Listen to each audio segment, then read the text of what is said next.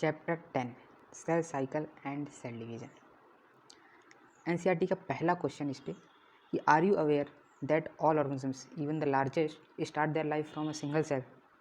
तो सभी लाइफ जो होती हैं मतलब सभी ऑर्गेनिजम्स मल्टी सेलुलर जो हैं वो जाइगोट से ही बन रहे हैं, सिंगल सेल जाइगोट से ही बन रहे हैं।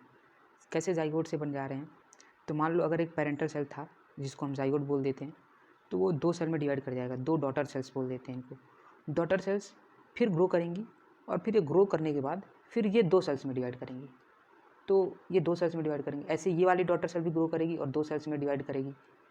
तो ऐसे ऐसे होते होते क्या होगा कि बहुत सारे सेल्स बन जाएंगे।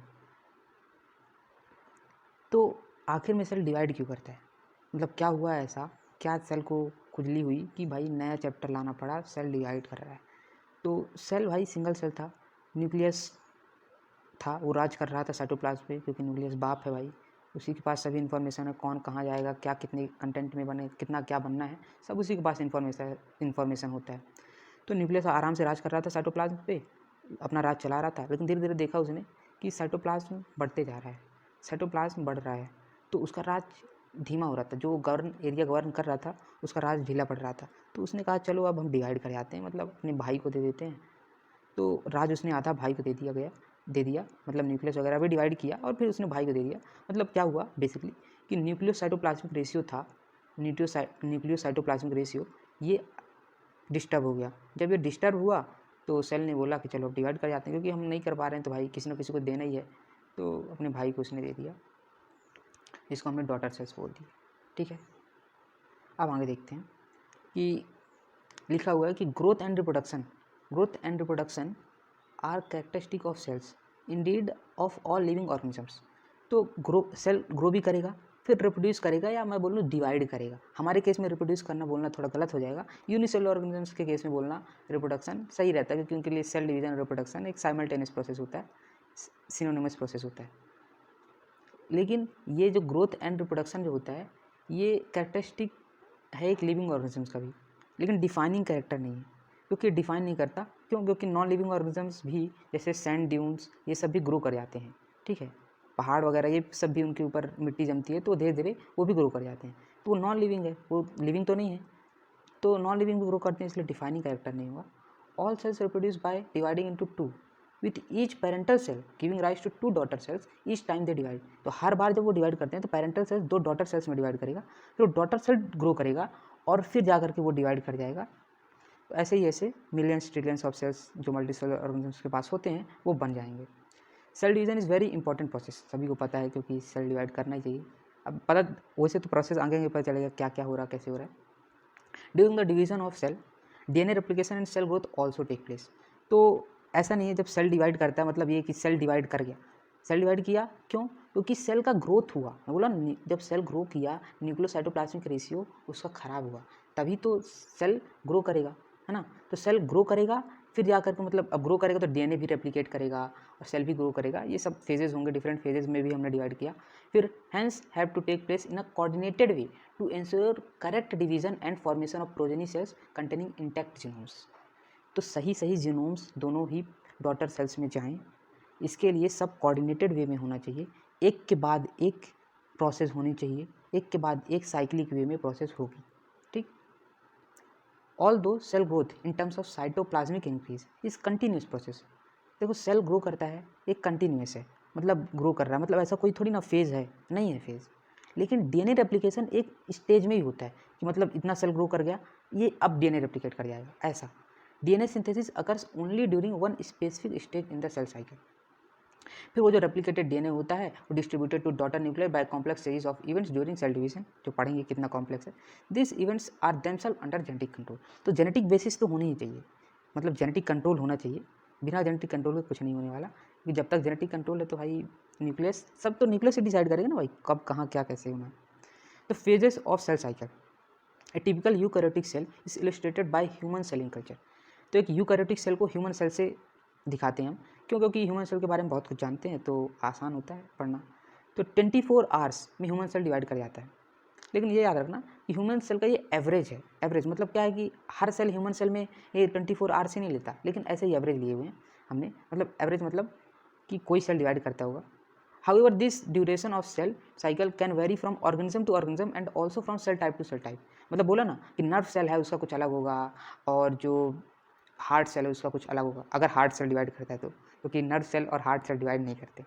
तो ठीक है, कौन डिवाइड करेगा कौन नहीं करेगा देख लेंगे, लेकिन ये अलग अलग सेल अलग अलग टाइम पीरियड होता है और ऑर्गेनिज्म से ऑर्गेनिज्म भी वेरी करता है। जैसे ह्यूमंस में 24 आवर्स लगता है, ईस्ट में 90 मिनट्स पे ही हो जाता है पूरा प्रोसेस। अब देखो फेजेस ऑफ सेल साइकिल क्या क्या बोला हुआ है, ये पूरा डायग्रामेटिक रिप्रेजेंटेशन बताया हुआ है कि ये सबसे पहले आएगा G1 फेज, S फेज, फिर G2 फेज। तो यहाँ से यहाँ पूरा ये इंटरफेज कहते हैं हम इसे, इंटरफेज। और जो ये है M फेज कहला रहा है। M फेज में कैरियोकाइनेसिस होगी, कैरियोकाइनेसिस में प्रोफेज, मेटाफेज, एनाफेज, फिर टेलोफेज, ये सब आएंगे। फिर साइटोकाइनेसिस होगी, मतलब साइटोप्लाज्म ही डिवाइड करेगा। पहले कैरियोकाइनेसिस में न्यूक्लियस डिवाइड कर रहा है, डीएनए वगैरह को हम बांट रहे हैं, फिर साइटोप्लाज्म को भी बांटेंगे। और ये सब डिफरेंट फेजेस हैं G1 S G2 इंटरफेज के। इंटरफेज में ग्रोथ होती है, तो क्या क्या ग्रोथ होगी, स्पेसिफिक फीचर क्या है, ये तो धीरे धीरे देखते जाएंगे। तो सेल साइकिल बेसिकली इंटरफेज और M फेज में डिवाइड की गई। M फेज को माइटोसिस फेज बोला जाता है, ठीक, mitosis phase. M phase represent the phase when the actual cell division or mitosis occurs and the interphase represent the phase between two successive M phase। तो M phase क्या है कि actual जो cell division होता है ना वो यहीं होता है। बाकी तो फिर ये क्या हो रहा है, मतलब इतना बड़ा फेज जो हमने दिखाया ये क्या है, तो ये है इंटरफेज और इसे हम जनरली रेस्टिंग फेज बोल देते हैं। एक्चुअली में ये रेस्टिंग नहीं है, यहाँ प्रिपरेटरी फेज है, प्रिपरेशन होती है सेल डिवीज़न के लिए। प्रिपरेशन भाई डीएनए रेप्लिकेट करना है, प्रोटीन सिंथेसिस करना है, सेंट्रीओल रेप्लिकेट करना है, जो भी अपने पास सेल ऑर्गेनलीज हैं वो सब रेप्लिकेट करना है, तो यहाँ होगा पूरा। ये प्रिपरेशन चल रही है इतनी लंबी, फिर जा करके ये एक्चुअल डिवीज़न तो यहाँ होना है। पहले न्यूक्लियस का डिवीज़न, फिर साइटोप्लाज्म का डिवीज़न, ये डिवीज़न होगा। अब उसने किसको डिफाइन किया है, देखो एक मेथड पकड़ा और डिफाइन किया। हम किसी को डिफाइन कर सकते हैं, इसने किसको डिफाइन किया, इंटरफेस। इंटरफेस को क्या बोला, तो इंटरफेस को इसने डिफाइन किया, interphase is the phase between two successive M phase. मतलब एक एम फेज हुआ उसके बाद इंटरफेज आएगा, मतलब एक एम फेज और दूसरे एम फेज के बीच में जो फेज आया है वो इंटरफेज है, इसने ऐसा बोला हुआ है। तो ठीक है, और मान लो अगर मैं कल को बोल दूं कि एम फेज को डिफाइन करो, तो टू सक्सेसिव इंटरफेस के बीच में एम फेज आता है, तो आराम से बोल सकते हैं। कहीं मैं बोल दूं कि एस फेज को डिफाइन करूँ, the phase between G1 and G2, है ना। मैं बोलूँगा G2 फेज को डिफाइन करूँ, the phase between M phase जो डिवीजन फेज है, डिवीजन फेज एंड सेल बोल रहा हूँ DNA replication phase, S phase और एम फेज के बीच वाला फेज। तो कैसे भी बोल सकते हैं, किसी को डिफाइन कर सकते हैं, रटने की जरूरत नहीं। It is significant to note that in 24 hours average duration of cell cycle of human cells, cell division proper last for only about an hour. मतलब सेल डिवीज़न जो होता है प्रॉपर एम फेज वो 1 घंटे का ही होता है। बाकी जो 95% ऑफ द सेल ड्यूरेशन है वो 23 आवर्स जिसको मैं बोल दूँ, तो उसमें सेल प्रिपरेशन कर रहा है, इंटरफेस पे है अभी। जैसे एग्जांपल दूँ तो जैसे शादी हो रही होती है, तो एक्चुअल शादी कब होती है, बस 1 दिन में ही हो जाती है। बाकी तो जो प्रिपरेशन होती है, शादी की प्रिपरेशन महीनों पहले स्टार्ट हो जाती है। डीजे बुलवाना है, टेंट वालों को बुलवाना है, खाने बनाने, मतलब ये सब बुकिंग करनी है अपने को, तो महीनों पहले हो जाती है। लेकिन एक्चुअल डिवीज़न जो डिवीज़न शादी होती है, मतलब सिंगल डबल में बदल जाते हैं, कब भाई शादी में बदलते हैं, उससे पहले तो नहीं बोलते कि डबल है, तो ऐसा कुछ। The phase M phase starts with the nuclear division corresponding to the separation of daughter chromosome, karyokinesis. तो एम फेज में कैरियोकाइनेसिस होगा, ठीक है, and usually ends with the division of cytoplasm, cytokinesis. Usually word यहाँ पास खतरनाक लिख दिया है, यूजुअली क्यों, क्योंकि भाई कैरियोकाइनेसिस के बाद साइटोकाइनेसिस हो, कोई जरूरी नहीं। कैसे जरूरी नहीं है कि मान लो सिंसिटियम और सिनोसिटिक कंडीशन 2 होती हैं, दोनों ही मल्टी न्यूक्लिएटेड कंडीशन है, तो बस ये होता है कि सिंसिटियम जो होती है, सिंसिटियम में कि ये ऐसे कुछ स्पेलिंग होगी, सिनोसिटिक में भी ऐसे ही। देखो सिंसिटियम में क्या होगा कि जब 2 डॉटर सेल्स, मतलब 2 सेल्स अगर उनका प्लाज्मोगेमी हो गया, प्लाज्मोगेमी या साइटोगेमी, साइटोप्लाज्म उनके प्लाज्मा मेम्ब्रेन उनकी फ्यूज़ कर गई, लेकिन उनमें कैरियोगेमी नहीं हुआ, मतलब न्यूक्लियस फ्यूज़ नहीं किए, तो सेल के फ्यूज़न की वजह से कुछ बना है, तो उसको सिंसिटियम कंडीशन बोलते हैं। और सिनोसिटिक कब बोलते हैं, जब एक न्यूक्लियाई को डिवाइड करना है, तो 2 न्यूक्लियाई में वो डिवाइड कर गई। जैसे एम्ब्रियो सैक डिवाइड करता है तो क्या होता है, उसमें पहले फ्री न्यूक्लियर कंडीशन आती है, मतलब एक न्यूक्लियाई जो रहता है एक्स सेल का, मतलब जो जाइगोट बनता है, वो जाइगोट जाइगोट बन करके वो 2 सेल में डिवाइड करता है, फिर वो 8 न्यूक्लिएटेड कंडीशन भी आती है, 7 सेल, फिर सेल तो बाद में आते हैं ना, पहले फ्री न्यूक्लियाई कंडीशन आती है। तो फ्री न्यूक्लियाई तो ये सिनोसिटिक कंडीशन हुई रहती है, क्योंकि एक न्यूक्लियाई डिवाइड किया होता है। अगर 2 सेल फ्यूज करके मल्टी न्यूक्लिएटेड कंडीशन क्रिएट करे सिनसिटियम, नहीं तो सिनोसिटिक, बस दोनों मल्टी न्यूक्लिएटेड कंडीशन है, इतना याद रखना। तो यूजुअली क्यों बोला है, क्योंकि बहुत बार क्या होता है कि कैरियोकाइनेसिस तो हो जाती है ना, मतलब कैरियोकाइनेसिस हो गई, लेकिन साइटोकाइनेसिस हो जनरली हो जाती है, लेकिन ऑलवेज हो ऐसा कुछ नहीं। द इंटरफेज दो called the resting phase is the time during which the cell is preparing for division by undergoing both cell growth and DNA replication। तो इंटरफेज क्या है भाई, कि जहाँ पास DNA replication होना है और सेल ग्रोथ होना है, ये एक प्रिपरेटरी फेज है। सेल अभी प्रिपेयर कर रहा होता है डिवाइड करने के लिए, जो भी उसको प्रोटीन्स वगैरह जो भी रिक्वायरमेंट है वो यहीं पूरी करेगा वो इंटरफेज। अब उसको फर्दर डिवाइड करेंगे हम, G1 फेज, गैप 1 फेज भी बोल देंगे। एस फेज सिंथेसिस फेज, किस चीज़ का सिंथेसिस होता है, डीएनए सिंथेसिस, और एनिमल सेल्स के केस में सेंट्रियोल्स का सिंथेसिस होता है।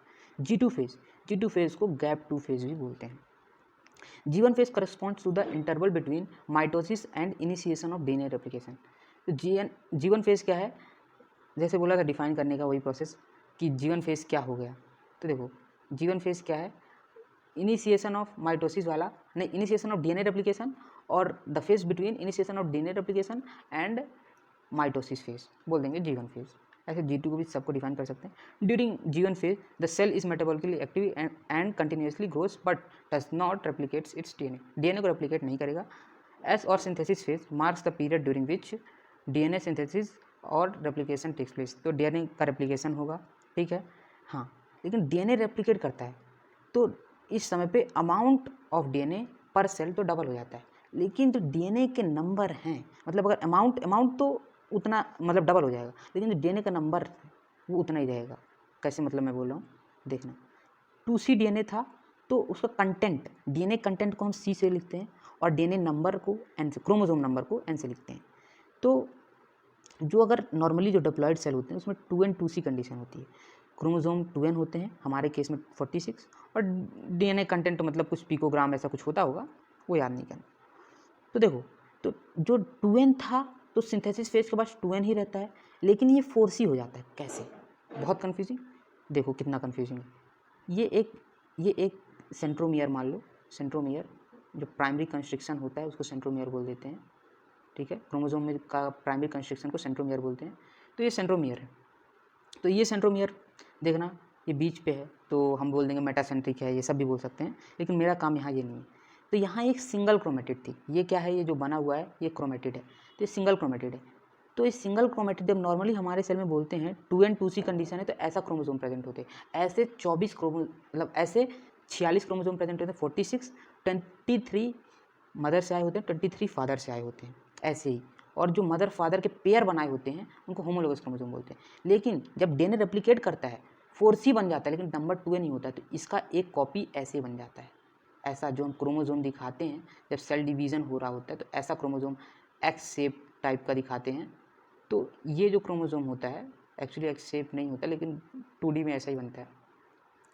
तो ये क्रोमोसोम जो है ये 2N तो रहेगा ही, क्योंकि हमने नंबर तो बढ़ाया नहीं, उसी पे दो बना दिया है। मतलब ये दोनों जो हैं वो सिस्टर क्रोमेटिड कहलाते हैं, सिस्टर क्रोमेटिड, ये दोनों सिस्टर क्रोमेटिड है। और लेकिन ये दोनों क्रोमोसोम क्या है, होमोलोगस क्रोमोसोम। क्यों, क्योंकि पेरेंट से आया है ये, मान लो मतलब मदर से आया है, ये फादर से आया है, तो एक पेरेंट, दोनों पेरेंट से एक एक सेट क्रोमोसोम आते हैं, 23 पेयर्स एक पेरेंट से, दूसरा पेरेंट से 23 आएगा। तो अब यहाँ पास नंबर तो 2N ही है, लेकिन डीएनए कंटेंट कितना हो गया, 4C हो गया ना, तो 4C हो जाएगा। नंबर अभी इंक्रीज़ नहीं करेगा, फिर एनाफेज वगैरह आएगा तो जैसे जैसे नंबर इंक्रीज़ करेगा तो बता ही देंगे। तो ये यही बोल रहा है, if the initial amount of DNA is denoted as 2C then it increases to 4C। Synthesis phase या डीएनए रेप्लिकेशन के बाद, एस फेज के बाद ऐसा हो जाता है। However there is no increase in the chromosome number if the cell had diploid और 2N नंबर ऑफ क्रोमोसोम्स तो एट G1 फेज, तो even after S phase the number of chromosome remains 2N, ठीक है। अब S phase के बाद अब G2 phase में क्या होगा, बस G2 फेज में ऐसा कुछ होना नहीं, क्रोमोसोम नंबर वगैरह पे तो कुछ नहीं होता। क्रोमोसोम नंबर अब जा करके, जब तक मैं एना फेज नहीं बोलूँ ना, सब हमेशा अगर बोले कोई G2 फेज में कितना हुआ, कोई बोलेगा प्रो फेज में कितना हुआ, मेटा फेज में कितना हुआ, बस वही लिख के आना। जहाँ मैं बोला एना फेज तुम बदल जाना, लेकिन क्या कैसे बदलना है मैं बताऊँगा। इन animal sales during S phase DNA replication begins in nucleus and centriole duplicates in the cytoplasm. तो एस फेज में ही डीएनए रेप्लिकेट करता है, लेकिन एनिमल सेल्स के केस में क्या होता है कि सेंट्रियोल भी रेप्लिकेट करता है। During the G2 phase, proteins are synthesized in preparation for mitosis while cell growth continues। तो सेल ग्रोथ होती रहती है, प्रोटीन्स बनते हैं। अब प्रोटीन्स कैसे याद रखें, प्रोटीन्स बनते हैं G2 फेज में, क्योंकि G1 में तो ऐसा कुछ नहीं बोला, G2 में बोल रहा है, तो पेपर में तो G2 ही बोल देगा, G2 में प्रोटीन सिंथेसिस होता है या नहीं होता। तो देखो क्या होता है, जब डीएनए को हम बाइंड कर रहे होते हैं, मतलब जनरली हमारे क्रोमोजोम, हमारे सेल में क्रोमोजोम नहीं प्रेजेंट होते हैं, हमारे सेल में क्रोमोजोम नहीं प्रेजेंट होती, तो क्या प्रेजेंट होता है, क्रोमैटिन प्रेजेंट होता है। वो जो क्रोमैटिन होता है वो डीकंडेंस्ड फॉर्म ऑफ डीएनए है वही। फिर वो जब कंडेंस होता है तो हमें हिस्टोन प्रोटीन्स की जरूरत पड़ती है, हिस्टोन प्रोटीन्स और नॉन हिस्टोन प्रोटीन्स भी जरूरत पड़ती है, लेकिन मेनली हिस्टोन प्रोटीन्स की जरूरत पड़ती है। तो हिस्टोन प्रोटीन क्या है, प्रोटीन ही ना भाई, नाम ही है हिस्टोन प्रोटीन, है ना। तो हिस्टोन प्रोटीन की जरूरत होगी। तो इसके बाद जो प्रोफेज आना है, एम फेज आएगा, तो प्रोफेज आना है जो, उसमें पहला शब्द लिखेगा कि कंडेंसेशन ऑफ क्रोमोसोम स्टार्ट होता है। तो उसकी प्रिपरेशन, कंडेंसेशन करना है, हिस्टोन प्रोटीन चाहिए, तो उसकी प्रिपरेशन तो मैं जो प्रोटीन्स हैं वो तो मैं आज ही बना लूँगा ना, कल की सोच आज करना पड़ेगा ना सेल को, तभी तो आगे जाएगा सर, है ना। Some cells in adult animals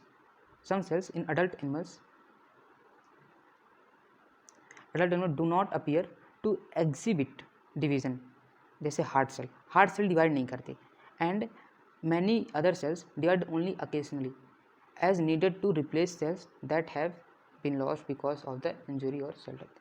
तो कुछ सेल हैं जो बुलाए जाने पर काम करते हैं, called on to do so वाले, तो बुलाए जाने पर काम करेंगे, और दूसरे होते हैं जो मतलब कभी डिवाइड ही नहीं करते, जैसे नर्व सेल, हार्ट सेल, ये कभी नहीं डिवाइड करते, ठीक है, इनका डिवीजन प्रॉपर्टी होती नहीं, इसलिए कभी ये डैमेज हो गए तो नहीं बन सकते।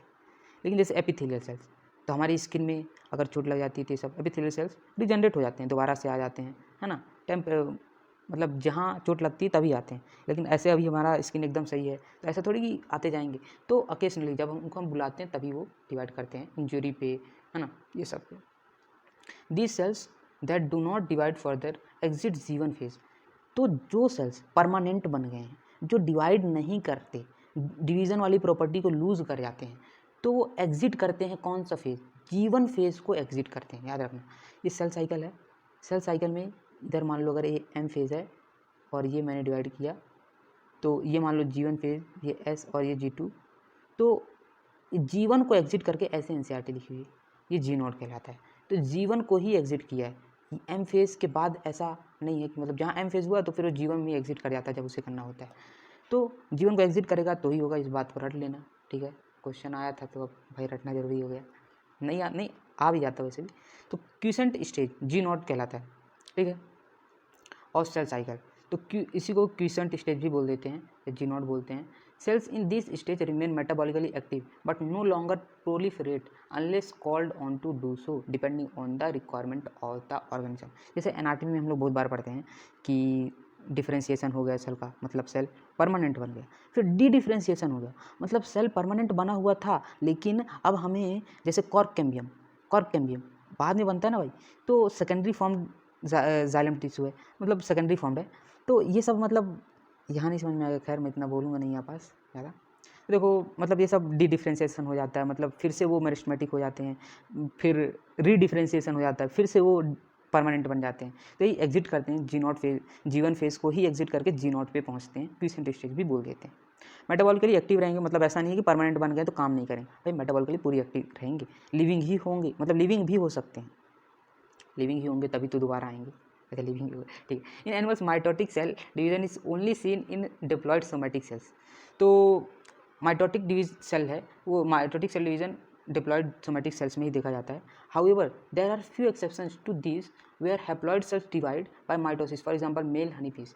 तो एनिमल्स के केस में हम देखते हैं कि माइटोसिस डिप्लॉयड सेल्स ही दिखाते हैं, लेकिन एक्सेप्शन कहाँ है, जो मेल हनी बी, जिससे ड्रोन्स भी बोल देते हैं, तो ये पार्थिनोजेनेसिस वगैरह प्रोसेस बोलते हैं जिससे ये बनते हैं, तो ये हैप्लॉयड होकर भी माइटोसिस दिखा रहे हैं। बाकी माइटोसिस कौन दिखाते हैं एनिमल्स के केस में, बस डिप्लॉयड ही दिखाते हैं, एक्सेप्शन है हनी बीज। बाकी अगर प्लांट्स की बात करें, against this the plants can show mitotic division in both haploid and diploid sales. बाकी मियोसिस की जो बात है, मियोसिस जो आगे पढ़ेंगे, तो मियोसिस हमेशा मियोसाइट सेल ही दिखाते हैं। अब मियोसाइट सेल क्या होते हैं? मियोसाइट सेल वो सेल होते हैं जो कि 2n ही होते हैं। मतलब भाई वैसे भी हमें ये सब बनाना, तो मियोसिस हमेशा 2n पे ही होती है, प्लांट्स हो, एनिमल हो, कोई भी हो। अब देखते हैं एम फेज। तो एम फेज को क्या बोला होगा? This is the most dramatic period of cell cycle involving a major reorganisation of virtually all components of the cell. कैसे मतलब? भाई जो सेल होता है ना, इसमें बहुत ज़्यादा रीऑर्गेनाइजेशन। कैसे? अभी तक तो हमने देखा कि भाई जो साइटोप्लाज्म में था वो साइटोप्लाज्म में था, और जो न्यूक्लियस के अंदर था तो वो न्यूक्लियस के अंदर ही भरा हुआ था, मतलब ऐसा कुछ यहाँ वहाँ नहीं हुआ। लेकिन जो अब न्यूक्लियर मेम्ब्रेन है ना, अब ये न्यूक्लियर मेम्ब्रेन को रप्चर कर देंगे, और जो जो हमारे क्रोमोसोम्स थे वो आराम से बाहर आ जाएंगे। ठीक है, डिफरेंट फेज़ हैं, डिफरेंट फेज़ में प्रोफेज, मेटाफेज, एनाफेज, टेलोफेज में हमने डिवाइड किया है। तो ये सेल मेम्ब्रेन टूटेगी और ये बाहर आएंगे, क्रोमोसोम यहाँ वहाँ जाएंगे, बहुत सारे कंपोनेंट्स दिखेंगे ही नहीं। तो बहुत सारे बहुत ड्रामेटिक चेंजेस जो हमें दिखने वाले आंखों से ड्रामा के तौर पे हमें दिखते हैं। तो मोस्ट ड्रामेटिकली एक्टिव होता है यहाँ पास। देखो, since the number of chromosome mitosis में सेम रह जाते हैं डिवीजन के बाद भी, तो इसे इक्वेशनल डिवीजन बोलते हैं।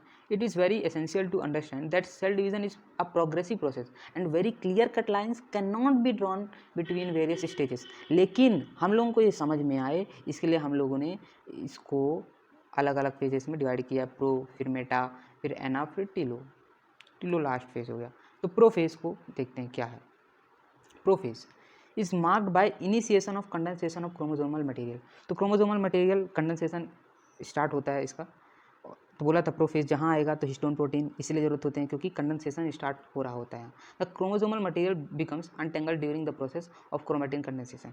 तो क्रोमोसोमल मटेरियल अनटेंगल्ड होता है during the process of chromatin condensation. The centrosome, which had undergone duplication during S phase of interphase, now begins to move towards the opposite poles of the cell. तो opposite poles में centrioles जो होते हैं, centrosomes जो भी बोलना चाहो तो बोल सकते हो, तो वो अपोजिट पोल्स में जाते हैं। ठीक है, और जो क्रोमोसोम कंडेंसेशन स्टार्ट हो रहा होता है, और जो कि नॉर्मली सेल्स में जो होता है, सेल्स में क्रोमैटिन प्रेजेंट होता है, तो ये जाल होता है, बीट्स ऑन स्ट्रिंग भी बोल देते हैं क्रोमैटिन को, तो बहुत सारा जाल टाइप में होता है। फिर हमें क्रोमोसोम स्ट्रक्चर में प्रोफेज में ही बदलते हैं। तो प्रोफेज में बोल रहा है अनटेंगल्ड होता है ना क्रोमोसोम, तो बिल्कुल सही बोल रहा है। देखो वैसे सही बोलेगा। The completion of the prophase can thus be marked by the following characteristic events. कौन कौन सी हैं? Chromosomal material condenses to form compact mitotic chromosomes. Compact mitotic chromosomes बन जाएंगे। ठीक है, मतलब यहाँ कंडेंसेशन पूरी तरीके से खत्म हो जाएगा, मतलब जितना कंडेंसेशन होना था प्रोफेज पे हो जाएगा। Chromosome are seen to be composed of 2 chromatid. हाँ, मैंने बताया था कि जब हमारे नॉर्मली सेल्स में सिंगल क्रोमेटिड होता है, लेकिन यहाँ पास क्योंकि डीएनए रेप्लिकेट कर गया है, डीएनए डिवाइड करने वाला है, तो 2 क्रोमेटिड वाला क्रोमोसोम प्रेजेंट होता है। ठीक है, और ये दोनों क्या कहलाते हैं? Sister chromatid. एक और क्रोमोसोम जो कि 23 पेयर में से इसका पेयर ले आऊँगा, तो उसको क्या बोल, इन दोनों क्रोमोसोम को होमोलोगस क्रोमोसोम बोलेंगे। ठीक है, centrosome which had undergone duplication during interphase के दौरान सेंट्रोसोम डुप्लीकेट किया था, begins to move towards the opposite poles of the cell। Opposite poles में जाता है, और देखो इस centrosomes radiates out microtubules called aster microtubules जिसको हम एस्टर बोलते हैं, वो रिलीज करता है। और ये जो 2 एस्टर, ये एक एस्टर इधर से रिलीज होगा नॉर्थ से, मान लो, एक दूसरा साउथ से, तो दोनों एस्टर्स को टुगेदर स्पिंडल फाइबर्स को हम माइटोटिक अपैरेटस बोलते हैं। ठीक है, एनिमल्स के केस में सेंट्रियोल पाया जाता है, सेल्स प्लांट सेल में दूसरा कुछ पाया जाता है, नाम जानने की जरूरत नहीं है। Cells at the end of the prophase when viewed under the microscope do not show Golgi complexes, endoplasmic reticulum, nucleolus and nuclear envelope। तो जो एंड ऑफ प्रोफेज पे माइक्रोस्कोप पे देखोगे आप, तो Golgi complex, endoplasmic reticulum, nucleolus, ये सब दिखेंगे ही नहीं। बोला ना, मोस्ट ड्रामेटिक है, मतलब पूरा जो साइटोप्लाज्म पे सारे क्रोमोसोम आ जाएंगे। अब देखो मेटाफेज कब हो जाएगा? मतलब ये देखो अर्ली प्रोफेज दिखाया हुआ डायग्राम में, अर्ली प्रोफेज पे कंडेंसेशन हो रहा था क्रोमोसोम का, अर्ली प्रोफेज है। लेट प्रोफेज मतलब ये न्यूक्लियर मेम्ब्रेन अब टूट ही रही है, बस रप्चर हो ही जाएगी, क्रोमोसोम भी ज़्यादा कॉम्पैक्ट हो गए हैं। अब इसके बाद वाले फेज में देखेंगे तो यहाँ पास transition to metaphase. Transition to metaphase मतलब क्या है कि मेटाफेज में चेंज होने जा रहा है, मेटाफेज में चेंज होने जा रहा है, मेटाफेज नहीं है लेकिन चेंज टू मेटाफेज। मेटाफेज कब आता है जानते हो? मतलब जब मेटाफेजिक प्लेट बन जाए ना, तो मेटाफेज होता है। बाकी ये सब तो मैं बताऊंगा, ये फालतू में पढ़ा रहा हूँ अभी।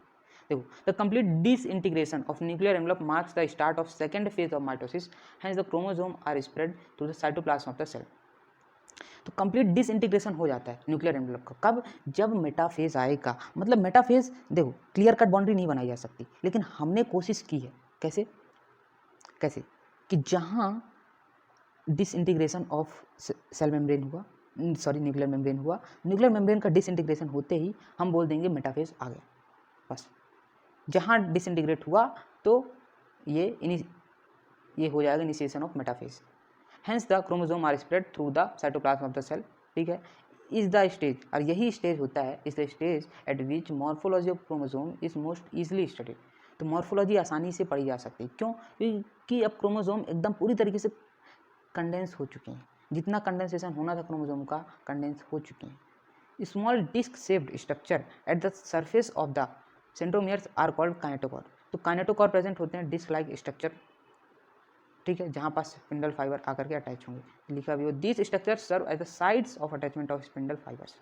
ठीक, और मॉर्फोलॉजी ऑफ क्रोमोसोम यहाँ पढ़ा जाता है, और एनाफेज पे पढ़ा जाता है शेप ऑफ द क्रोमोसोम। तो जैसे हम बोलते हैं मेटासेंट्रिक क्रोमोसोम वी शेप होता है, फिर सब मेटासेंट्रिक का अलग शेप होता है, फिर एक्रोसेंट्रिक, टीलोसेंट्रिक, अलग अलग शेप होते हैं क्रोमोसोम। तो एनाफेज पे पढ़ते हैं। क्यों? क्योंकि भाई एनाफेज पे वो टूट करके अलग हो जाता है ना। तो मॉर्फो याद कैसे करना, वैसे मॉर्फोलॉजी यहाँ पढ़ी जाती है।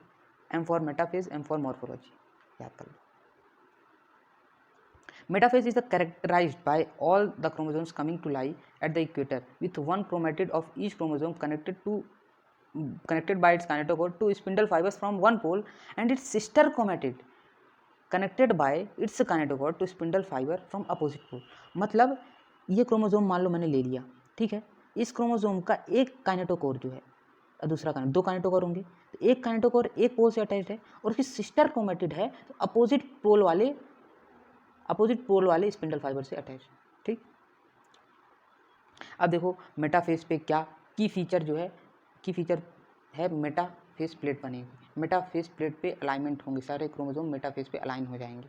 Spindle fibres attach to kinetochore of chromosomes. ठीक है, chromosomes are moved to spindle equator and get aligned at along metaphase plate through spindle fibers to both ends।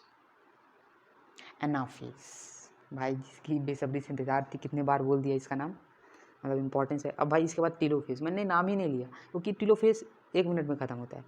Each chromosomes arranged at the metaphase plate is split simultaneously and the 2 daughter chromatids now referred to as daughter chromosomes of the future daughter nuclei begin their migration towards the 2 opposite poles. तो simultaneously उसको ऐसे रहता है, तो मान लो chromosome ऐसे है तो उसको स्प्लिट कर देंगे, एक सिंगल क्रोमेटिड इधर, एक सिंगल क्रोमेटिड इधर चला जाएगा। As each chromosome moves away from the equatorial plate, the centromere of each chromosome remain directed towards the pole and hence at the leading edge। तो सेंट्रोमियर लीडिंग एज पे होता है, क्योंकि मैंने झटके से खींचा उसे, तो लीडिंग एज पे उसका सेंट्रोमियर रहेगा और जो उसकी टेल्स होंगी, ये टेल्स और ये टेल वो ट्रेलिंग बिहाइंड होगी विथ आर्म्स उसको बोल देंगे ट्रेलिंग बिहाइंड। ठीक है, आगे देखेंगे कि एनाफेज पे क्या कैरेक्टरिस्टिक फीचर हैं। तो centromeres split and chromatid separate. Centromere जो था वो स्प्लिट हो जाएगा, क्रोमेटिड सेपरेट हो जाएंगे। Chromatids move to opposite poles, chromatids opposite poles पे मूव कर जाएंगे। टीलोफेज क्या है? टीलोफेज को मैं अगर थोड़ा सा बताऊँ तो देखो शेप ऑफ द क्रोमोसोम कैसे पढ़ लेंगे। ये वैसे सब ये लग रहा है मेरे को मेटासेंट्रिक ही दिखा रहा है, क्योंकि लगभग नहीं लग रहा कि बराबर है, जो सामने रहेगा वो तो थोड़ी बड़ा दिखेगा ही। तो ये ऐसे मान लो वी शेप का दिख रहा है, ये भी वी शेप का दिख रहा है। अगर मान लो मेटासेंट्रिक नहीं हो तो सब मेटासेंट्रिक वगैरह, तो कोई एल शेप का भी दिखता, कोई जे शेप का दिखता है ना, ऐसा भी होता है। टीलोफेज को मैं बोलूँ कि अगर कोई प्रोफेज जानता है तो टीलोफेज में थोड़ा बदल देना, क्योंकि अभी इसके बाद क्या आने वाला है। देखो अभी हम कैरियोकाइनेसिस कर रहे हैं, कैरियोकाइनेसिस के 4 प्रोसेस थे, प्रोफेज, मेटाफेज, एनाफेज, टीलोफेज आखिरी फेज है। इसके बाद होना है साइटोकाइनेसिस, साइटोप्लाज्म डिवाइड करना है। ठीक है, 2 डॉटर न्यूक्लियाई पे, ठीक है ना। एनाफेज है, एनाफेज के बाद देखो ना, ये टीलोफेज पे ये सेल जो है, ये न्यूक्लियस तो अलग अलग बन ही गए हैं, है ना, न्यूक्लियस वगैरह, और ये साइटोप्लाज्म पे सेंट्रियोल भी है। ठीक, और ये डिवाइड कर रहा है सेल, अब यहाँ से डिवाइड कर जाएगा। तो क्या बोल रहा है, तो क्रोमोसोम्स दैट हैव, तो प्रोफेज का जस्ट अपोजिट होता है, थोड़ा बहुत फीचर अगर होगा देखना। Chromosomes that have reached their respective poles decondense and lose their individuality. मतलब क्रोमोसोम्स जो कि क्रोमोसोम बन गए थे अब फिर से क्रोमैटिन बन जाएंगे, क्रोमैटिन फाइबर बन जाएंगे। मतलब क्रोमैटिन फाइबर मतलब क्रोमोसोम ने अपनी पहचान को लूज कर दिया और क्रोमैटिन बन गए। The individual chromosomes can no longer be seen and each set of chromatin material tends to collect at each end of the two poles. तो जो पोल्स हैं उन पे अपना अपना सभी कलेक्ट हो जाएंगे क्रोमोसोम्स, क्रोमैटिन मटेरियल जो भी बोलना हो बोल दो। Chromosomes cluster at the opposite spindle poles and their identity is lost as discrete element। ठीक, nuclear envelope develops around the chromosome. Nuclear envelope prophase में क्या हुई थी, डिसइंटीग्रेट, यहाँ डेवलप कर गई। ठीक है, और cluster at poles forming two daughter nuclei. तो डॉटर न्यूक्लियाई ये सब न्यूक्लियस वगैरह बन जाएंगे। ठीक है, डॉटर न्यूक्लियाई बन जाएंगे। अब हमें न्यूक्लियोलस, गोल्गी कॉम्प्लेक्स ये सब दोबारा से बन जाएंगे। ठीक है, रिफॉर्म हो जाएंगे। साइटोकाइनेसिस, साइटोकाइनेसिस क्या है, तो देखो यहाँ पास रिफॉर्म दिया हुआ है ना, ER रिफॉर्म होते हैं, वहाँ बोला हुआ था कि वो गुम जाते हैं, मतलब डिसअपियर हो जाते हैं। तो रिफॉर्म में डिसअपियर है, इसमें थोड़ा कन्फ्यूजन रहता है, मत होना कन्फ्यूज, नहीं आएगा, मतलब इतना कन्फ्यूज नहीं करेगा कि रिफॉर्म, अगर रिफॉर्म कहता है रिफॉर्म मान लेना, क्योंकि दोनों लिखा हुआ तो हम थोड़ी किसी पे डिस्टिंक्ट जा सकते हैं, तो ऐसा कंट्रोवर्शियल वो भी समझते हैं, तो नहीं आएगा। Mitosis accompanies not only the segregation of duplicated chromosomes into daughter nuclei, karyokinesis जिसे हम बोलते हैं, but the cell itself is divided into 2 daughter cells by separation of cytoplasm called cytokinesis.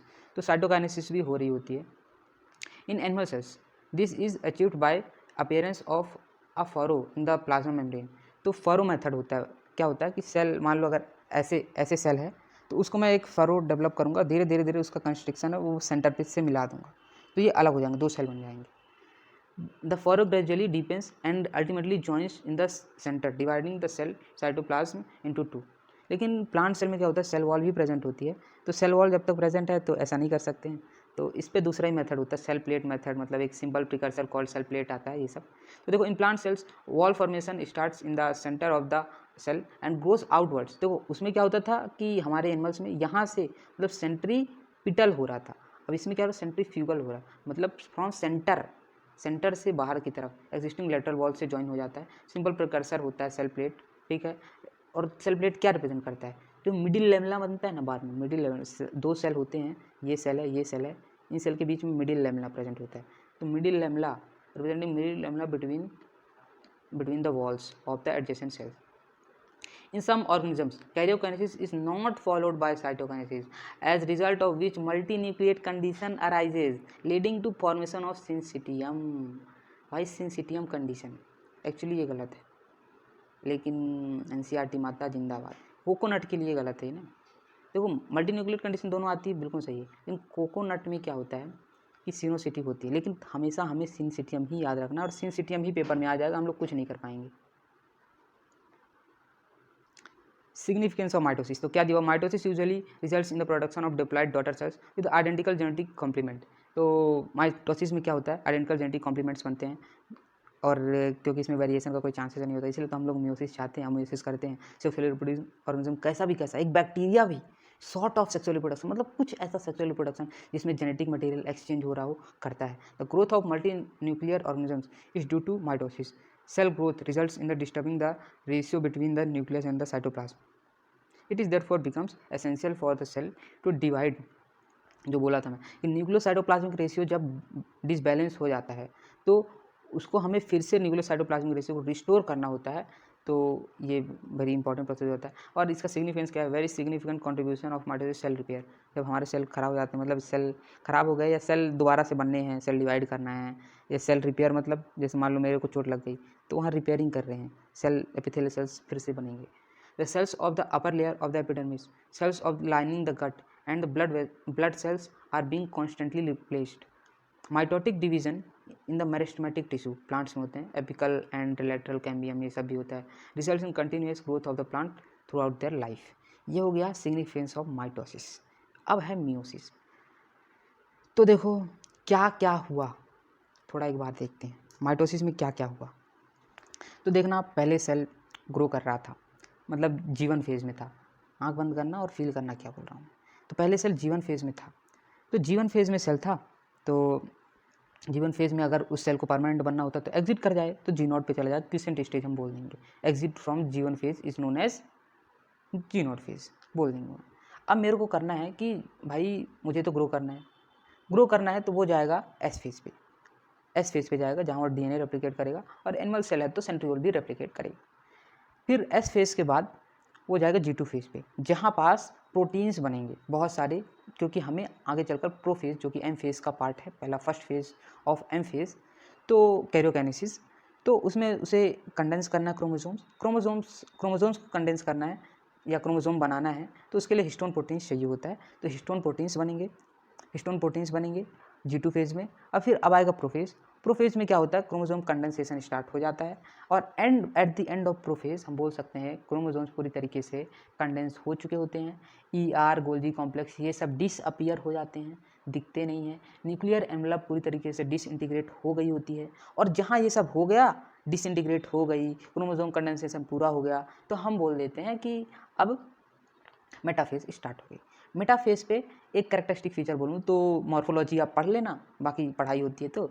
और दूसरी बात है कि मेटाफेजिक प्लेट बनेगा, जहाँ पास क्रोमोसोम स्पिंडल फाइबर से अटैच होकर के ज्वाइन रहेंगे, एक क्रोमेटिड एक पोल से, और दूसरा सिस्टर क्रोमेटिड दूसरे अपोजिट पोल से अटैच रहेगा।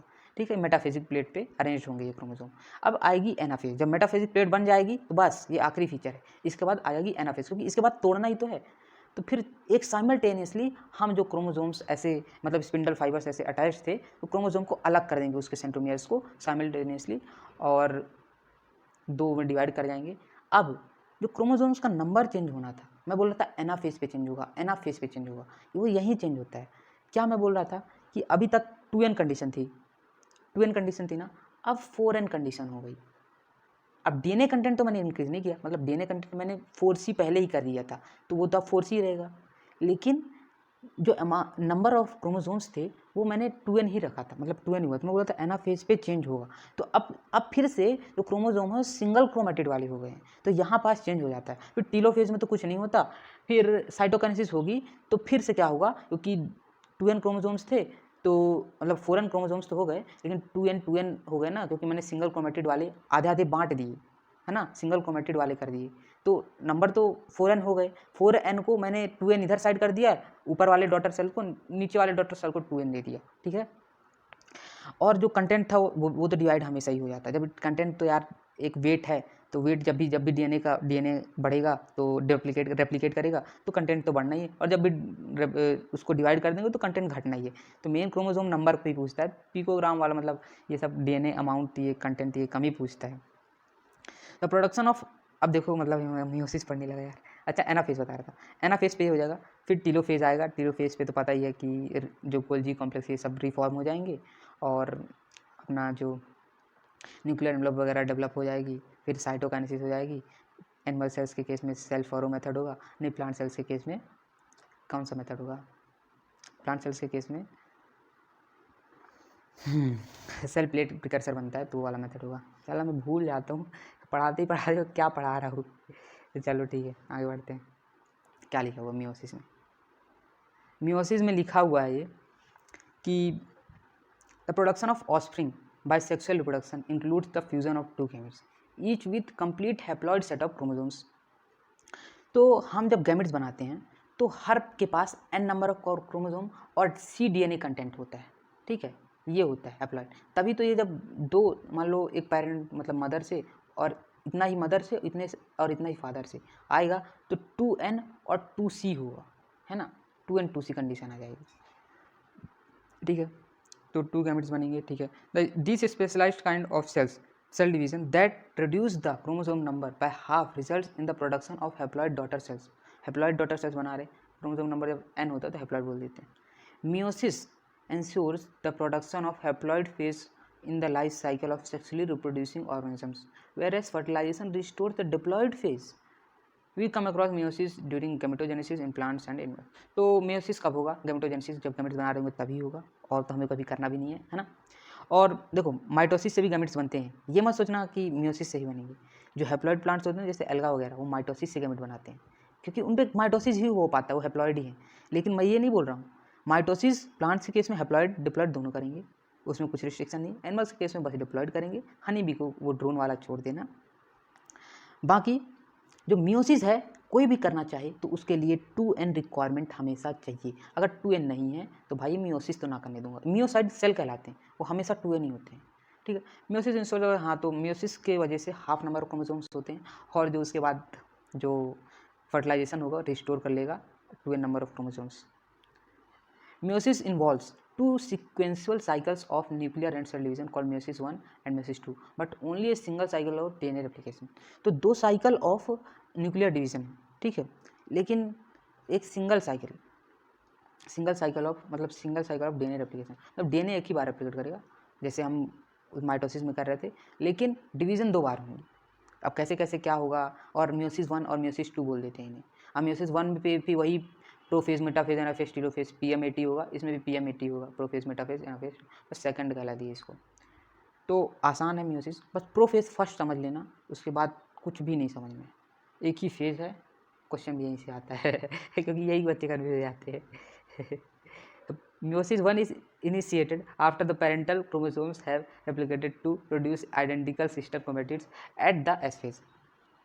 तो म्यूसिस फर्स्ट कब इनिशिएट होगा भाई, तो देखो जैसे जैसे वैसे ही फेज चलेगा, जब तक मैंने नहीं बोला, बदला नहीं ना, तो वैसे ही चलेगा। मान लो जैसे मैंने ये सेल साइकिल है मेरा, तो ये एम फेज हो गया इधर साइड, ठीक है, इधर साइड मान लो इंटरफेज है, मतलब इंटरफेज में ये G1 हो गया, ये S हो गया, फिर ये G2 हो गया, ठीक है। तो ये एम फेज है ना, तो ये एम फेज ऐसा ही रहेगा। अब एम फेज, क्योंकि अब यहाँ माइटोसिस, वहाँ हम माइटोसिस फेज बोलते थे, अब यहाँ मियोसिस 1 बोल देना, अब फिर इसके बाद मियोसिस 2, तो मियोसिस 1 के बाद भी साइटोकाइनेसिस होता है, मियोसिस 2 के बाद भी साइटोकाइनेसिस होता है, क्योंकि हमारा टारगेट क्या होता है, देखो हम डीएनए का अमाउंट 2n रख के चलते हैं इनिशियली, 2n और 2c रहता है, लेकिन हम डिवाइड करके तो आखिरी में उस वहाँ भी तो 4n और 4c तो कर ही ले रहे थे ना।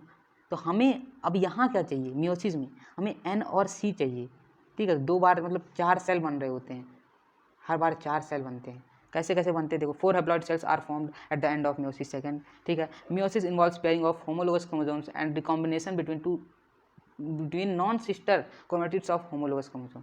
ये homologous chromosome non sister chromatid, इसको नहीं समझ में आया ना भाई ये प्रोफेज फर्स्ट उनकी ख़त्म कर देगा, सब बता रहा हूँ देखो, लेकिन प्रोफेज फर्स्ट में बता रहा हूँ, मेरे से अच्छा कोई नहीं पढ़ाएगा। देखो क्या क्या हो रहा है, पहले हो रहा है लिप्टोटीन। तो लिप्टोटीन में क्या है, लिप्टेंगे क्रोमोसोम्स लिप्टेंगे, और stage of chromosome become gradually visible under the light microscope में अच्छे से दिखेंगे। The compaction of the chromosomes continues through out the leptotene. तो लिप्टोटीन में कंटिन्यू करेगा, ठीक है, मतलब पूरा जैसे हम प्रोफेज वहाँ भी तो पढ़ते थे कि कॉम्पैक्शन क्रोमोसोम स्टार्ट हो जाता है, तो थ्रू आउट लिप्टोटीन, या बोलूँ मैं through out the prophase first he compaction होते रहता है। यहाँ बोला वो लिप्टोटीन, इसको हम रेक्टिफाई भी कर सकते हैं। फिर अगला प्रोसेस है जाइगोटीन। तो लिप्टोटीन में कुछ नहीं है, बस क्रोमोसोम्स आएंगे, विजुअल हो जाते हैं, क्योंकि कॉम्पैक्शन होना शुरू हो जाता है, तो थोड़ा थोड़ा विजुअल हो जाएंगे, क्योंकि कॉम्पैक्ट तो नहीं हुए हैं लेकिन स्टार्ट हो गए हैं ऐसा कुछ। तो और कोई केमिकल ऐसा प्रोसेस हो नहीं हो रहा होता है, और क्रोमोसोम्स लिपटते हैं बस, है ना। जाइगोटीन देखो, क्रोमोसोम्स स्टार्ट पेयरिंग। जाइगोटीन में एक शब्द याद रखना कि साइनेप्सिस होता है, साइनेप्सिस। अब साइनेप्सिस में क्या बनेगा, एक साइनेप्टोनिमल कॉम्प्लेक्स भी बनता है। अब देखो ये होमोलोगस क्रोमोसोम, इनका फिर एक बार बता देता, नहीं उड़ जाएंगे बच्चे, देखना। देखो ये क्रोमोसोम है, ठीक है, और ये जब एस फेज हो जाता है तो क्रोमोसोम ऐसा बचता है 2 क्रोमेटिड वाला। ये दोनों आपस में सिस्टर क्रोमेटिड है, ये वाली क्रोमेटिड, ये क्रोमेटिड, क्योंकि एक ही में है तो सिस्टर क्रोमेटिड है। लेकिन ये वाली क्रोमेटिड और ये वाली क्रोमेटिड भलाई से ये दोनों होमोलोगस क्रोमोसोम ही है। क्रोमोसोम होमोलोगस होंगे, क्रोमोसोम को मत बोल देना कि होमोलोगस नहीं होगा, क्यों ऐसा कुछ, ऐसा होमोलोगस क्रोमोसोम ही है। लेकिन होमोलोगस क्रोमोसोम के ही जो अलग अलग क्रोमोसोम पे पेयर होते हैं ना 23, तो इन दोनों जो होंगे ये नॉन सिस्टर क्रोमेटिड, ऐसे इन दोनों भी नॉन सिस्टर क्रोमेटिड हैं, लेकिन इन दोनों और इन दोनों ये सिस्टर क्रोमेटिड हैं, समझ में। तो अब देखना किस में बाइलेवेलेंट बनता है, सिनेप्टोनिमल कॉम्प्लेक्स कहाँ बनता है ये सब। तो सिनेप्टोनिमल कॉम्प्लेक्स बन जाता है, बोल रहा है, ठीक है। The complex formed by the pair of synapse homologous chromosome is called bivalent और टेट्राड। तो इसे बाइवेलेंट या टेट्राड बोल देते हैं। तो देखो इन दोनों आएंगे, तो ये मैंने गलत बना, वैसे पास में आएंगे ना, ये मत बोल देना सर आपका जाइगोटीन आ गया, अभी तक क्रोमोसोम लिपटे भी नहीं है। तो लिपट जाते हैं भाई, पहले ही फेज में, प्रोफेज पहले के ही फर्स्ट फेज में आ जाते हैं, लिपट जाते हैं। और यहाँ सिनेप्टोनिमल कॉम्प्लेक्स भी देखो बन गया, सिनेप्सिस भी हो रहा है, ठीक है। मेन फेज आएगा पकाइटिन। ये सब फेज थे ना, लिप्टोटीन, जाइगोटीन, बहुत आसान भी थे और बहुत ही मतलब कोई सबसे ज़्यादा इंपॉर्टेंट बोलूँगा तो कौन सा फेज है, पैकाइटिन, क्योंकि यहीं क्रॉसिंग ओवर होना है, यहीं चेंजेस हो रहा है। कैसे changes? The 4 chromatids of each bivalent chromosome becomes distinct and clearly appears as tetrad. Tetrad की तरह यहाँ दिखाई देते हैं। टेट्राड यहाँ बन जाता है, बाइवेलेंट भी बोल देते हैं उसी को टेट्राड। क्यों? 4 क्रोमेटिड है ना, तो टेट्राड बोल देते हैं। और बाइवेलेंट को जब 2 क्रोमोसोम होते हैं तो बाइवेलेंट बोल देते हैं। लेकिन ये जो टेट्राड होता है ये अगले फेज में दिखता है। क्यों? क्योंकि क्रोमेटिड अभी भी कॉम्पैक्ट होते ही रहते हैं, अभी हुए नहीं होते हैं, कॉम्पैक्ट होते ही होते हैं। तो अच्छे से कब दिखेगा? बन कहाँ जाता है? जाइगोटिन में, ठीक। लेकिन होता क्या है, अच्छे से दिखता कब है? पैकाइटिन में। The 4 chromatids of each bivalent chromosome become distinctly, ठीक है भाई। Chromatids characterized by the appearance of recombination nodules, the sites at which crossing over occurs between non-sister chromatids of the homologous chromosomes। तो homologous chromosomes के non sister chromatid, तो homologous chromosomes तो हाँ ही, मैंने बता दिया ये दोनों। नॉन होमोलोगस पे मत पहुंच जाना, क्रॉसिंग ओवर होमोलोगस क्रोमोसोम्स के बीच में ही होगी। नॉन होमोलोगस क्रोमोसोम ऐसे नहीं कौनो उठा ले कौनो, जो क्योंकि यार यहाँ मान लो आई का जीन है ना, क्या होता है होमोलोगस क्रोमोसोम, यहाँ आई का जीन है ना, ये होमोलोगस पे यहीं भी सेम लोगस पे सेम पोजीशन पे आई का जीन ही होगा। ठीक है, आई कलर तुम्हारा आइरिस का कलर अलग है, किसी का मान लो ब्लैक है, किसी का ब्राउन है, फादर का ब्लैक आया है, मम्मी का ब्राउन आया है, ऐसा कुछ बच्चे पे दोनों आया है वेरिएंट, ठीक है। लेकिन होमोलोगस पे एक पोजीशन पे ही होता है, इसीलिए तो फिर ब्लैक ब्राउन का कुछ अलग ही मिक्सचर बन रहा होता है ना। तो इसलिए होमोलोगस में ही हमेशा क्रॉसिंग ओवर करते हैं। लेकिन नॉन सिस्टर क्रोमेटिड नहीं, क्योंकि सिस्टर क्रोमेटिड तो रेप्लिका ही बने हैं, नॉन सिस्टर क्रोमेटिड के बीच में होगा ये। The 4 chromatids of each bivalent chromosome become characterized by appearance of recombination nodules at the sites at which crossing over occurs between non-sister chromatids of the homologous chromosomes. Crossing over is the exchange of genetic material between two homologous chromosomes. Two homologous chromosomes के बीच में exchange of genetic material होता है और यहीं से तो variation आता है, मिक्सअप होगा, पेरेंट्स के भी, फादर के भी कैरेक्टर, मदर के भी कैरेक्टर, कभी कभी होता है कि डोमिनेंट फादर के कैरेक्टर हो जाते हैं, ऐसा कुछ। Crossing over is also an enzyme mediated process, तो ये तो इसमें कुछ है नहीं। और कौन सा एंजाइम है? रिकॉम्बिनेशन एंजाइम, क्योंकि रिकॉम्बिनेशन प्रोसेस हो रहा है तो रिकॉम्बिनेशन एंजाइम बोल दो। सेनेप्सिस हो रहा है तो सेनेप्टोनिमल कॉम्प्लेक्स बनता है। इसमें कुछ याद करने रटने की जरूरत है, नहीं आँख बंद करके ये रटे पड़े हैं। Crossing over leads to recombination of genetic material on the two chromosomes. तो क्रॉसिंग ओवर में क्या होता है? रिकॉम्बिनेशन हो जाता है, जेनेटिक मटीरियल रिकम्बाइन कर जाते हैं, तो थोड़ा बहुत ये इधर साइड क्रोमोसोम जैसे है ना, ये मान लो क्रोमोसोम है, तो इस पे दूसरे वाले का थोड़ा सा पार्ट आ जाता है, यहाँ पास दिखाया भी हुआ है। हाँ ये देखना, ये थोड़ा सा, लेकिन ये यहाँ दिख नहीं रहा है, ये थोड़ा सा नहीं दिख रहा, ब्लू कलर का, ये दूसरे का है, ये दूसरे का है, अलग अलग जो कलर लाया यहाँ अलग लाया, तो वही दिखाने की शो कर रहा है, तो दिखाया हुआ है, तो दूसरे का पार्ट आ जाता है, रिकम्बाइन कर जाते हैं, जहाँ पास रिकॉम्बिनेशन नोड्यूल बनता है वहीं पास, ठीक है। तो क्रॉसिंग ओवर रिकॉम्बिनेशन नोड्यूल के पास ही होगी। Recombination between homologous chromosomes is completed by the end of the pachytene, leaving the chromosomes linked at the site of crossing over. तो क्रोमोसोम्स थे वो जो साइट्स ऑफ क्रॉसिंग ओवर थी, जिसको रिकॉम्बिनेशन नोड्यूल जहाँ बने, जहाँ जहाँ रिकॉम्बिनेशन नोड्यूल बनते हैं, जितने जगह पे बनते हैं वहीं वहीं क्रॉसिंग ओवर होती है। और रिकॉम्बिनेशन नोड्यूल बनते हैं तो वहाँ से जो लिंक्ड क्रोमोसोम होते हैं वहाँ से छूट जाते हैं। लेकिन इसका अगला फेज है डिप्लोटिन, इस पर थोड़ा कन्फ्यूज हो जाओगे। यहाँ बोलता है कि dissolution of the synaptonemal complex and tendency of the recombined homologous chromosomes और the bivalent to separate from each other except the sides of the cross overs. तो जहाँ क्रॉसिंग ओवर हुआ है सिनेप्टोनिमल कॉम्प्लेक्स हर जगह बनता है, वो हर जगह से हट जाता है, बस कहाँ से नहीं हटता? जहाँ क्रॉसिंग ओवर हुई रहती है। यहाँ क्या बोल रहा है कि लीव कर जाते हैं क्रोमोसोम जो लिंक्ड होते हैं साइट ऑफ क्रॉसिंग ओवर पे, ये बोल रहा है। तो लिंक्ड करना ये अलग बात है, और ये जो सिनेप्टोनिमल कॉम्प्लेक्स को डिसॉल्व करना ये अलग बात है, एक ही बात मत लेकर के चलना, ठीक है। तो डिप्लोटीन पे ये हो गया। द एक्स शेप्ड क्रोमोसोम्स, अब देखो डिप्लोटीन पे एक कैरेक्टरिस्टिक बोलूँगा तो इसमें कैजमाटा दिखता है, ठीक। और ये जो डिप्लोटीन है oocyte of some vertebrates, diplotene का लास्ट फॉर मंथ्स और ईयर्स। तुम सम वर्टिब्रेट क्यों यार, ह्यूमन फीमेल्स में देख लो, उन्हीं पे तो होता है डिप्लोटीन। मतलब एम्ब्रियोनिक स्टेज पे जो बहुत सारे प्राइमरी फॉलिकल बनते हैं उस पर हॉल्ट पे चले जाते हैं, मतलब उनका डिवीज़न रुक जाता है, और फर्दर वो डेवलप नहीं करते, डेवलपमेंट रुक जाता है, उनका डिवीज़न, सेल डिवीज़न रुक जाता है। फिर जा करके जब वो प्यूबर्टी पे आते हैं तो ये शुरू होता है फिर से डिप्लोटिन, मतलब इनका मियोसिस 1 तब कंप्लीट होता है। तो मंथ्स और ईयर्स, तो कितने ईयर, 12-13 साल लग जाते हैं इसके लिए। बर्थ, क्योंकि एम्ब्रियोनिक स्टेज से ऐसा चलो। तो डायकिनेसिस क्या, फिर डायकिनेसिस में तो आखिरी फेज में ये जान लें, टर्मिनलाइजेशन ऑफ कैस्मेटा। तो क्या होता है कि ऐसे एक्स शेप्ड स्ट्रक्चर टाइप में कैस्मेटा होता है, तो उसको हम चेन की तरह ऐसे खोलते हैं। मान लो यहाँ पास एक चेन लगी हुई है, यहाँ पास एक चेन लगी हुई है, अब उस चेन को हम ऐसे खोल रहे होते हैं। चेन को ऐसे पकड़ेंगे, जैसे बैग में चेन नहीं लगी होती, ऐसे खोल लोगे तो बैग में चेन लगी हुई, आराम से चेन खोलेंगे तो जो एक्स शेप्ड स्ट्रक्चर था वो खुल जाएगा। ठीक है, देखो during this phase of chromosome are fully condensed and the mitotic, देखो यहाँ बोला ड्यूरिंग डायकिनेसिस, बोला ना, बोल रहा था मैं कि पूरे प्रोफेज 1 पे ही वो चले कंडेंसेशन चलेगा। अब ये एनसीईआरटी वहाँ पर लिख दी कंटिन्यू करती है वहाँ, और यहाँ ऐसे लिख रही है। एनसीईआरटी का काम ये है ना कि बच्चों को कन्फ्यूज़ कर देना, क्योंकि एनसीईआरटी बच्चा पढ़े तो कभी समझ आए ही ना, क्योंकि एनसीईआरटी समझ में आ जाएगी तो रेफरेंस बुक नहीं पढ़ेगा ना, रेफरेंस बुक बिकवा रही है वो, इतनी सारी रेफरेंस बुक चल रही हैं। देखो during this phase the chromosome are fully condensed and the meiotic spindle is assembled to prepare the homologous chromosome for separation. ठीक है, मियोटिक स्पिंडल यहाँ हुआ, वहाँ माइटोटिक स्पिंडल था या meiotic spindle. By the end of diakinesis the nucleolus disappears and the nuclear envelope also breaks down. Diakinesis represents transition to metaphase. तो यहाँ transition to metaphase भी होता है, मतलब ट्रांजिशन टू, वहाँ मेटाफेज क्या था, वहाँ प्रोफेज में ही था, तो ट्रांजिशन मतलब चेंज हो रहा मेटाफेज पे, यहाँ डायकिनेसिस रिप्रेजेंट करता है। तो अब मैं बोलूँ कि क्योंकि यही सबसे इंपॉर्टेंट फेज़ है, एक बार फिर से मैं बताना चाहूँ सबको क्या क्या हुआ। तो लिप्टोटीन में मैंने कुछ नहीं बचा, बस क्रोमोसोम्स लिपटेंगे, लिपट करके मतलब होमोलोगस क्रोमोसोम्स से लिपटेंगे, और लिपटेंगे तो आसानी से दिखेंगे, क्योंकि कॉम्प्लेक्शन स्टार्ट हो जाता है यहाँ पास प्रोफेज 1 पे। तो ये gradually visual under light microscope, मतलब बहुत हैवी माइक्रोस्कोप लाने की जरूरत नहीं है आपको।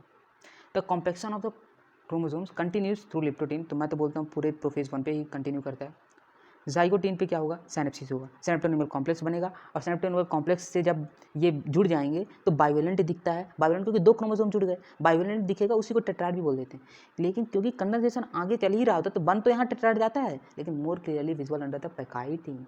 द पैकाइटीन पे क्या होता है, 4 chromatids of each bivalent chromosome become distinct and clearly appears as tetrad, tetrad की तरह दिखते हैं। Characterised by appearance of recombination nodules, तो यहाँ रिकॉम्बिनेशन नोड्यूल्स बनेंगे और क्रॉसिंग ओवर हो जाएगा, रिकम्बाइंड क्रोमोसोम बन जाएंगे पैकाइटीन में। ठीक है, और इसके बाद जो क्रोमोसोम्स लिंक थे क्रॉसिंग ओवर की जगह पे, वहाँ पास से छूट जाएंगे। सिनेप्टोनिमल कॉम्प्लेक्स अभी बचा रहता है, तो डिप्लोटीन पे इस पर क्या होगा, मैं बोल रहा हूँ डिप्लोटीन पे डिसोल्यूशन होगा क्रोमोसोम्स का। फिर इसके बाद वाले फेज पे डायकिनेसिस पे टर्मिनलाइजेशन होगा। डायकिनेसिस में मैं बोल देता हूँ ट्रांजिशन टू मेटाफेज है, बोल देना वैसे कुछ, ये देखो रटने की जरूरत, ट्रांजिशन टू मेटाफेज कौन होगा, ये आखिरी फेज होगा ना, मेटाफेज पे जा रहे हो आप, लेकिन फिर भी जिसे नहीं याद होता, एक्स शेप्ड स्ट्रक्चर कहाँ बनता है ये याद रख लेना, डिप्लोटीन पे बनता है। हो गया।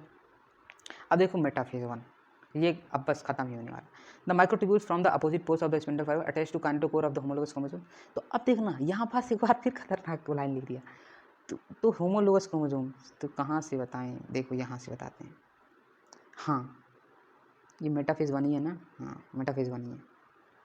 देखो बाइवेलेंट ये बना हुआ है टेट्राड वगैरह, ठीक ना, तो प्रोफेज में बनता है, कौन से फेज में बनता है, बाइवेलेंट, पता है ना, जाइगोटीन में बन जाता है, जब भी लिंक लिप्टो के बाद फिर वही आता है ना।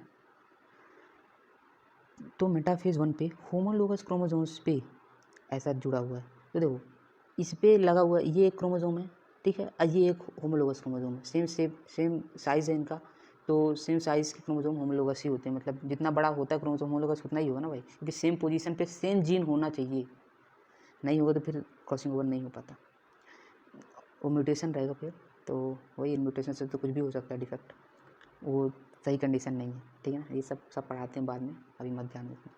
तो देखो यहाँ पास क्या है कि ये दोनों होमोलोगस क्रोमोसोम है। अब ये दोनों होमोलोगस क्रोमोसोम में ये एक साइड का दोनों पकड़ के, ये होमोलोगस क्रोमोसोम कोई पकड़ के खींच रहा है, मतलब ये इसको खींच रहा है, ऐसा नहीं कि इसके सिस्टर क्रोमेटिड को दूसरा वाला पकड़े जो उस पर होता था। तो इसमें क्या होगा कि ये जो सेल होंगे ना, इसका मैं डीएनए कंटेंट बताता हूँ, इसका डीएनए कंटेंट होगा 2n, सॉरी इसका डीएनए कंटेंट होगा n, इसका डीएनए कंटेंट होगा n, ध्यान दोगे, क्योंकि 46 क्रोमोसोम ही थे, ठीक है ना, जब तक एनाफेज नहीं आता 46 क्रोमोसोम ही होते हैं। एनाफेज पे क्योंकि तोड़ देता है, तो यहाँ इसने तोड़ा ही नहीं, देखो ना इधर दो साइड ये दोनों सिस्टर क्रोमेटिड जुड़े हुए हैं, सिंगल क्रोमेटिड वाला बात ही नहीं आई, तो टोटल 46 ही क्रोमोसोम है, फिर इसने 46 में 23 इधर दे दिया, 23 इधर दे दिया, तो एन ही बचा ना। वहाँ क्या होता था कि 46 क्रोमोसोम्स को हम तोड़ देते थे, तोड़ने के बाद ये डबल हो जाते थे इंटू 2, मतलब 4n कंडीशन आ जाती थी। और जब 4n कंडीशन आ जाती थी तो हम 2n इसको दे देते, 2n इसको दे देते, और माइटोसिस फेज हमारा मतलब माइटोसिस डिवीजन ही, कैरियोकाइनेसिस ही कंप्लीट हो जाता, साइटोकाइनेसिस करके अपना माइटोसिस कंप्लीट कर देते। लेकिन यहाँ क्या किया हमने, n तो कर दिया, लेकिन DNA अभी भी जुड़ा हुआ है भाई। हमने मेरा टारगेट था n और C, लेकिन यहाँ 2C है, क्योंकि 4C बन गया था DNA। S फेज के बाद मैंने बोला था 4C ही रहेगा, तो यहाँ 2C DNA तो आधा आधा मैंने दिया, तो 2C है। अब मुझे इसे आधा करना है। होमोलोगस क्रोमोसोम्स तो अलग अलग हो गए हैं, क्रोमोसोम्स के नंबर अब देखो यहाँ बता भी होगा। Homologous chromosomes separate, while sister chromatid जो होती हैं remain associated with at their centromeres, centromeres से वो अटैच होती हैं, सेंट्रोमियर नहीं टूटता यहाँ। Telophase 1, the nuclear membrane and nucleolus reappears, तो भाई वही जो टेलोफेज पे होता था, न्यूक्लियर मेम्ब्रेन न्यूक्लियोलस रीअपियर होते हैं, cytokinesis follows and this is called as dyad of cell. क्यों? क्योंकि 2 सेल बन गए, 2 सेल बन जाते हैं तो डायड ऑफ सेल। अभी मैं टेट्राड ऑफ सेल भी बोलूँगा, देखना, क्योंकि 4 सेल बन जाएंगे, 4 सेल बनेंगे यहाँ, तो टेलोफेज 1 को डायड ऑफ सेल बोल दिया। पूछ सकता है, पूछने का मन हुआ तो। Although in many cases the chromosomes do not undergo some dispersion, undergo some dispersion, they do not reach the extremely extended state of interphase nucleus। तो देखो थोड़ा सा डिस्पर्जन होगा, मतलब क्रोमोसोम्स क्या होते हैं, फिर से क्रोमैटिन बनना होता है, लेकिन अभी इन्हें फिर से डीकंडेंस करना पड़ेगा, फिर से तो मियोसिस सेकंड आएगा तो प्रोफेज सेकंड आएगा, फिर से कंडेंस, मतलब पहले मैं यहाँ टेलोफेज पे डीकंडेंस कर दूँ, है ना, क्रोमोसोम को क्रोमैटिन में बदल दूँ, और फिर इधर आकर के फिर मैं क्रोमोसोम में बदलूँ। मतलब सेल पागल है क्या? सेल इतना पागल नहीं है भाई, वही काम करके फालतू टाइम वेस्ट करे। तो इस फेज़ को इंटरकाइनेसिस भी बोलते हैं। क्या? Stage between 2 meiotic division interkinesis कहलाता है। वहाँ इंटरफेज बोलते थे, इंटरकाइनेसिस कहलाता है। ये शॉर्ट लिव्ड होता है, लेकिन यहाँ कोई डीएनए का रेप्लिकेशन ना होए।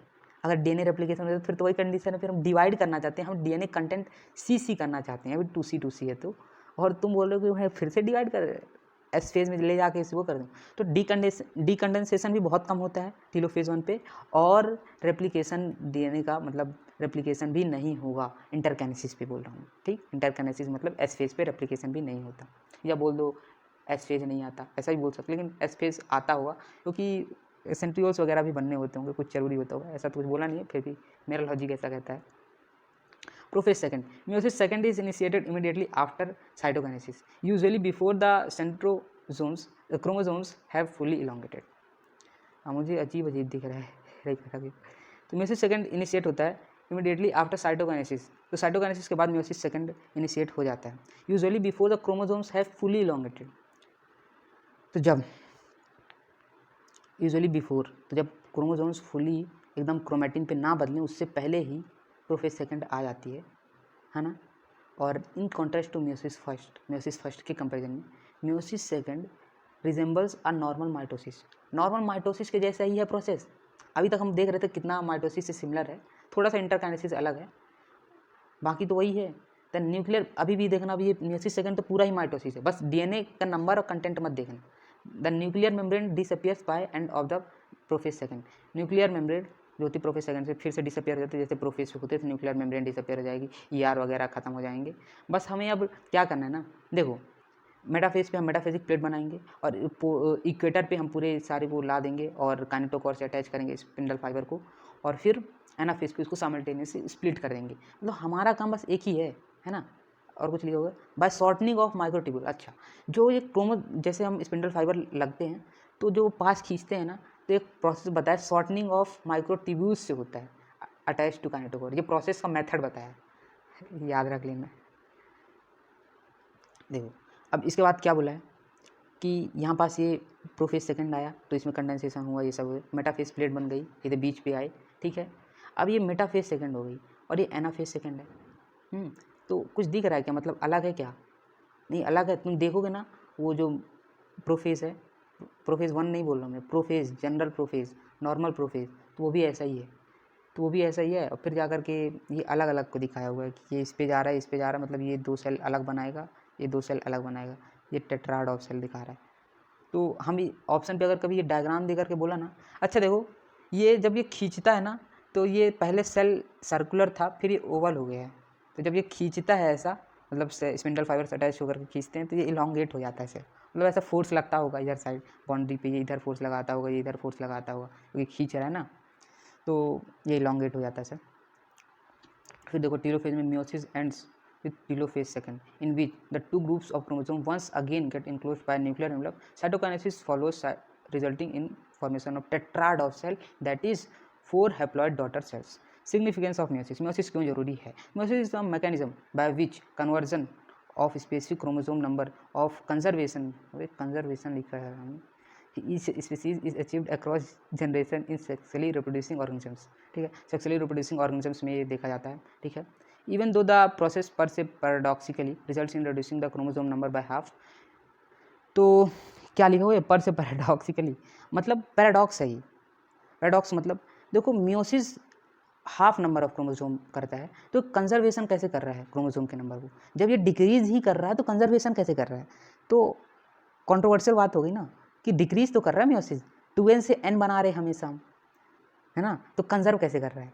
कंजर्व ऐसे कर रहा है कि मियोसिस और फिर फर्टिलाइजेशन, ये दोनों कपल्ड प्रोसेस होता है, ये दोनों रिस्टोर करते हैं, ये दोनों रिस्टोर करते हैं। अकेले मियोसिस कुछ नहीं कर पाता, मियोसिस तो हाफ कर देता है। तो फिर यही बोल रहा पर से paradoxically results in the reduction of the number of, इसका मतलब होता है कंट्रोवर्सी पे है, इंक्रीजेस द जेनेटिक वेरिएबिलिटी। तो मियोसिस जेनेटिक वेरिएबिलिटी इंक्रीज करता है, जो कि इवोल्यूशन के लिए बहुत ज़्यादा इंपॉर्टेंट प्रोसेस माना जाता है। तो भाई सब्सक्राइब जरूर कर देना।